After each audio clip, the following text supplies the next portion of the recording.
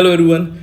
Prelims का result आ चुका है। कॉन्ग्रेचुलेशंस टू एवरीवन जो क्वालिफाई कर रहे हैं और इस बार के मेंस को लिख रहे हैं। तो सीजीपीएससी मेंस 2024 जो बेसिक स्टार्टिंग चीज़ें हैं जो आपको अभी करनी चाहिए उसके बारे में हम डिस्कस करते हैं। Without much ado let's begin.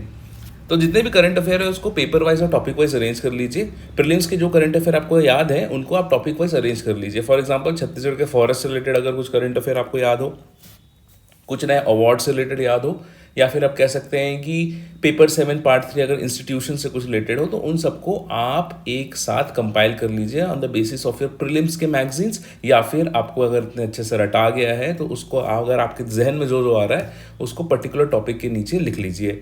ठीक है, डेली न्यूज़पेपर पढ़ना चालू कर दीजिए और डेली न्यूज़ देखना चालू कर दीजिए, क्योंकि यहीं से आपके ऐसे टॉपिक्स निकल के आते हैं। इंपॉर्टेंट टॉपिक्स जो न्यूज़ में चल रहे हैं उनको फॉलो करिए, ऐसे प्रिपेयर करिए। डेटा रिपोर्ट्स हो तो खोज लीजिए। फॉर एग्जांपल ईडी कैसे काम करती है, इलेक्टोरल बॉन्ड्स क्या होते हैं, सुप्रीम कोर्ट का क्या कहना है, लेजिस्लेशंस क्या चल रही हैं, फ्री एंड फेयर इलेक्शंस के लिए इलेक्शन कमीशन क्या कर रहा है, स्वीप का एक क्रम क्या होता है। जो भी आपको कंटेंट है, जो भी कीवर्ड्स हैं जो आपको दिख रहे हैं, उसको मैं आपको बोलूँगा कि आप प्लीज़ उनके बारे में थोड़ा सा एक्स्ट्रा सर्च करके उनके एक कॉन्सेप्चुअल क्लैरिटी रखिए। अल्टीमेट टारगेट हमारा ये है करंट अफेयर से कि हर टॉपिक से रिलेटेड कम से कम 2 लाइन आपकी रेडी होनी चाहिए। एंड अल्टीमेट स्ट्रैटेजी ये है कि जब भी आप भी कोई करंट अफेयर पढ़ रहे हैं, आप उसको हमेशा ये देख के पढ़ें कि इसको क्या मैं मेंस में यूज़ कर सकता हूँ। अगर हाँ तो उसको नोट कर लीजिए, अगर नहीं तो वाला पार्ट आप स्किप कर सकते हैं। नोट्स कंप्लीट करने वाले में हमने सिंपल सा स्ट्रैटेजी अप्लाई करेंगे कि पास्ट ईयर क्वेश्चन देख लीजिए किस प्रकार के क्वेश्चंस पूछे जा रहे हैं। कोई भी एक पॉपुलर सोर्स आप पिकअप कर लीजिए, हाईलाइट कर लीजिए important points and try to write notes if possible.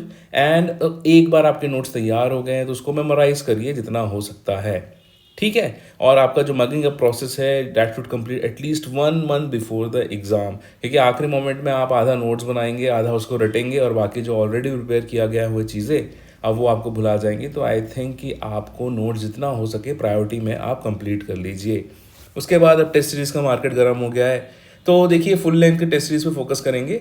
कई कोचिंग आपको रिकमेंड करेंगे कि हर दूसरे दिन टेस्ट लिखिए, हर तीसरे दिन टेस्ट लिखिए, लेकिन इसके साथ मेरा ये ऑब्जेक्शन ये है कि अगर आप टेस्ट लिखते रहेंगे 3 घंटा, तो उसके बाद वो 3 घंटे में आप नोट्स बना सकते थे, आप चीज़ें रट सकते थे।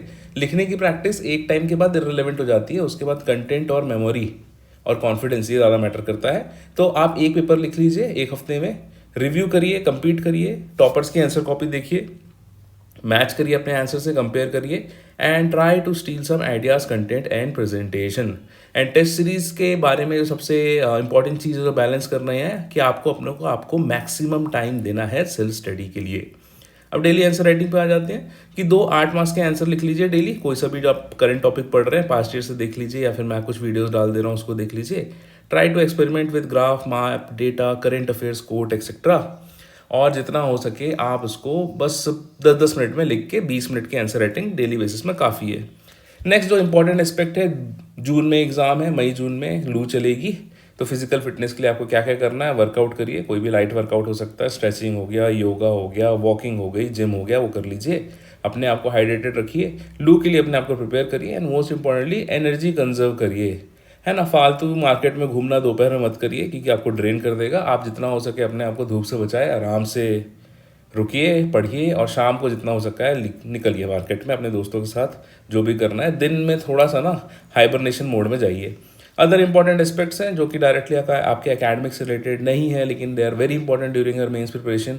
First is to keep your personal life stable. किसी प्रकार के लाइफ प्लान, शादी ब्याह, ब्रेकअप, मेकअप, इन सब से थोड़ा सा दूर रहेंगे। एक शेड्यूल बना लीजिए, कितने टाइम अपने को क्या करना है। सुबह इतने बजे पहुंचना है लाइब्रेरी तो पहुंचना है, इतने टाइम सोना है तो सोना है। सोने से याद आया कि at least sleep 8 hours a day. लोगों को लग रहा होगा कि भाई बहुत ज़्यादा बोल रहे हैं सर, लेकिन भैया जो आप 6.5 घंटे सो के 2 घंटा वेस्ट कर दे रहे हो इधर उधर घूमने में, इससे अच्छा 2 घंटा और जोड़ के 8.5 घंटा सो जाओ। ठीक है, at least you will feel recharged. Multitask नहीं करने का कि यहाँ भी होगा वहाँ भी होगा, अब तो सारे जहाँ में होगा मेरा ही जलवा। इस प्रकार की चीज़ों से, मेंटालिटी से थोड़ा सा दूर रहेंगे।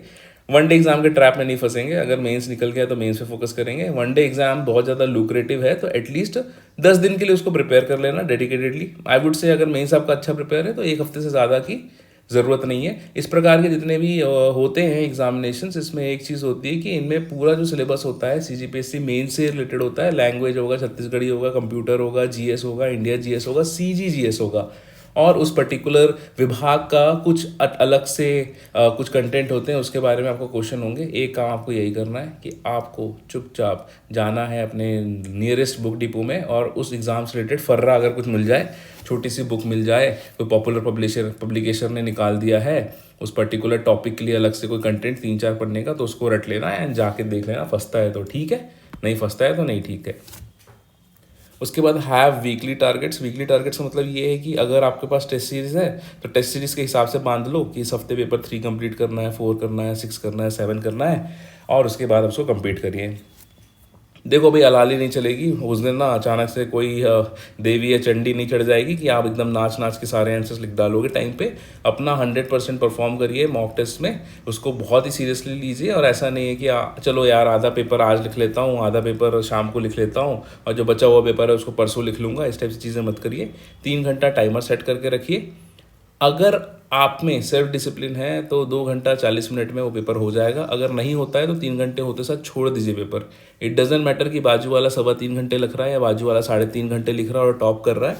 जिस दिन CGPSC का एक्चुअल एग्जामिनेशन होगा उस दिन सबको 3 घंटे ही मिलेंगे और आपकी आंसर कॉपी छिना जाएगी 3 घंटे में ही, ठीक है। तो जितने लोग भी आधा घंटा एक्स्ट्रा लिख के बहुत ज़्यादा मोती पी रो रहे हैं ना, इन सबके क्वेश्चन पेपर छोड़ने वाले हैं, सबके आंसर शीट ब्लैंक जाने वाली हैं। तो कुछ नहीं करना है, आपको सिर्फ और सिर्फ अपना सेल्फ डिसिप्लिन बना के रखना है। 3 घंटे पेपर हो गया ठीक है, नहीं हुआ तो उसको छोड़ देना है and improve your speed the next time. And most important चीज़ हर बार बोलता हूँ, बिलीव इन योर सेल्फ, है ना। किसी को पता नहीं होता कि कितनी रैंक आएगी। जितनी भी अच्छी तैयारी हो ये गारंटी नहीं है कि आप टॉप कर जाओगे, और जितनी बुरी तैयारी हो ये गारंटी नहीं है कि आपका चांस ही नहीं है कम्पीट करने का। तो मैं बस आपको यही कहूँगा कि ये जो कुछ कुछ चीज़ें हैं ये आप अपने ध्यान में रखेंगे, ठीक है। तो अभी तक जितने लोग अधर में लटके हुए थे कि हमारा क्या होगा, हमारा क्या नहीं होगा, I would just say to you कि फाइनली आपका अपॉर्चुनिटी आ चुकी है। अब लग जाइए पढ़ाई में सीरियसली। होली मना लीजिए 2-3 दिन, होली के 1 दिन बाद 2 दिन बाद गेट बैक टू बिजनेस, ठीक है।